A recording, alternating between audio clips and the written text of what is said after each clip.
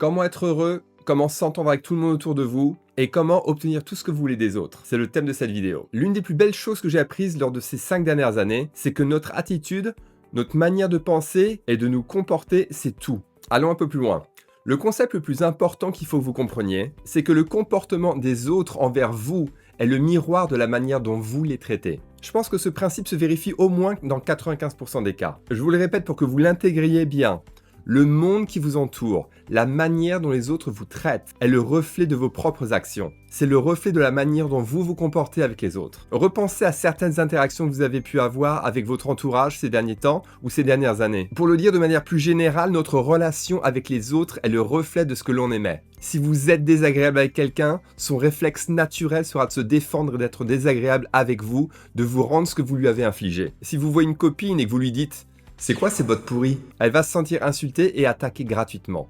Elle va se mettre naturellement sur la défensive et elle va vous attaquer en retour. Peut-être qu'elle va vous dire « Elles sont pas pourries mes bottes, c'est toi qui as aucun goût ». Ce à quoi vous allez répondre que vous au moins, vous ne mettriez jamais des bottes en peau de léopard. Et là, ça peut très vite partir en vrille. Vous allez vite gagner la réputation de quelqu'un qui porte des jugements subjectifs sur les autres, de quelqu'un qui a la critique facile et qui est désagréable. Et comme vous le voyez, les commentaires désagréables ou déplaisants ne mèneront qu'à d'autres commentaires désagréables ou déplaisants à votre rencontre. Une fois que vous êtes conscient de ça, je vous engage à agir délibérément et consciemment de manière positive avec les gens autour de vous. Vous verrez, ça vous changera la vie et vos relations avec les autres seront complètement différentes. Si quelqu'un vous agresse verbalement, ne lui rendez pas la monnaie de sa pièce. Ça ne sert à rien, ce n'est pas constructif et ça n'aboutira à rien de positif. Vous vous enfermerez juste dans un cercle vicieux d'insultes et de sentiments négatifs qui ne mèneront qu'à une relation et un aboutissement négatif. Je vous donne un exemple. Si vous faites la queue dans un supermarché et que quelqu'un arrive de manière agressive et vous dit « Hey, j'étais là, je suis juste allé chercher quelque chose et vous m'avez piqué ma place », au lieu de lui répondre de manière désagréable, ce qui ne ferait qu'empirer la situation de manière certaine,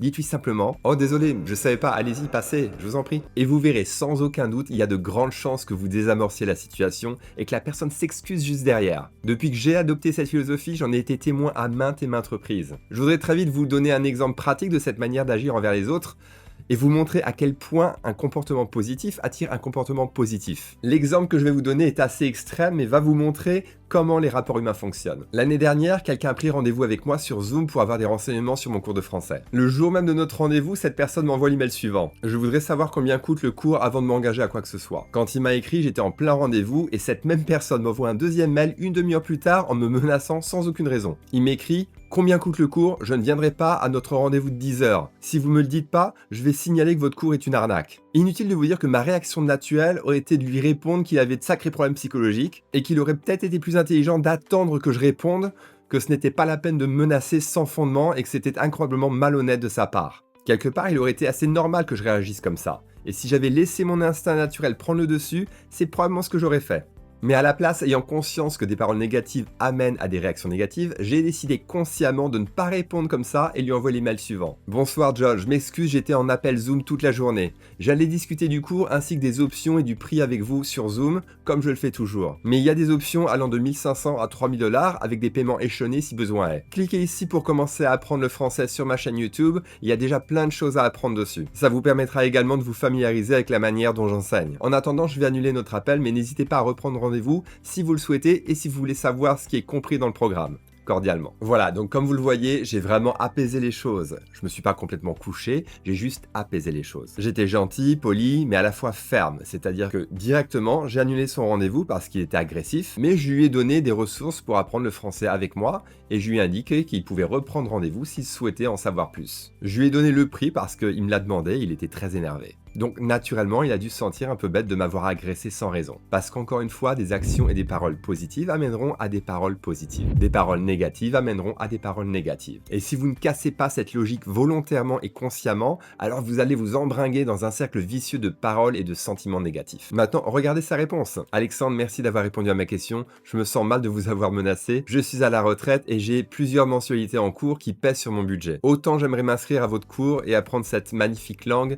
mais c'est plus un passe-temps pour moi et le prix, qui en vaut clairement la peine, est trop élevé pour moi. Quoi qu'il en soit, merci beaucoup. Comme vous le voyez, ma réaction et mes paroles plus positives ont complètement atténué son discours et l'ont même changé. Il est devenu bien plus poli, agréable et a même reconnu qu'il s'était emporté. Ce type aurait pu partir et aller dire à tout le monde que j'étais un salaud et un arnaqueur sans aucune raison. Mais on ne contrôle pas notre réputation en ligne. Quand quelqu'un veut dire que vous êtes un salaud ou malhonnête, les gens ont tendance à le croire. Donc soit je lui disais ce qu'il méritait d'entendre, mais ça m'aurait desservi sur le long terme, soit je répondais à sa question, j'expliquais pourquoi j'avais pas répondu à son email tout de suite, et je restais agréable et poli. Au final, il a une bonne image de moi, il me fait probablement confiance, et s'il doit parler de moi à quelqu'un, ce sera en termes positifs. Même si lui n'achète pas mon cours, il parlera de moi, il parlera de son expérience, et d'autres pourront acheter. Vous comprenez? C'est la même chose dans le travail et dans la vie. Quand vous avez affaire à un client agressif ou mécontent, même si vous pensez que sa réaction et son attitude ne sont pas justifiées, ça sert à rien d'aller à l'encontre de ce qu'il dit. Vous allez juste le mettre encore plus en colère et renforcer dans ses convictions. La meilleure chose à faire, c'est de lui montrer que vous l'avez entendu,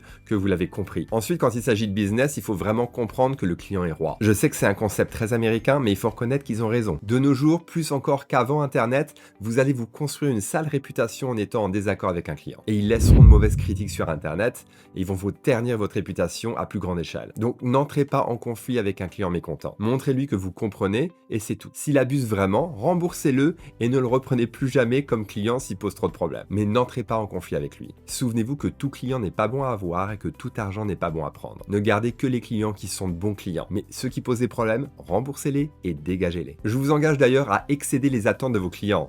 Si vous offrez certains services pour lesquels votre client vous paye, n'hésitez pas à en faire plus. Ça vous donnera une bonne image et vous aurez plus de références de ces clients satisfaits. On dit qu'un client satisfait parlera de votre entreprise et de vos services à 3 voire 5 personnes, alors qu'un client mécontent parlera de vous à environ 15 personnes. Donc ne négligez pas vos rapports avec vos clients. Une fois qu'ils ont payé, ne les laissez pas en plan. Parfois vos clients les plus silencieux peuvent faire le plus de dégâts. Créez des emails automatisés pour rester en contact avec eux et prendre de leurs nouvelles tous les mois. De manière générale, je vous dirais de traiter les autres comme vous voudriez qu'ils vous traitent vous. Je vous invite à effectuer un petit test qui peut littéralement changer votre vie du tout au tout. Pendant un mois, traitez tout le monde autour de vous comme si c'était la personne la plus importante de votre vie.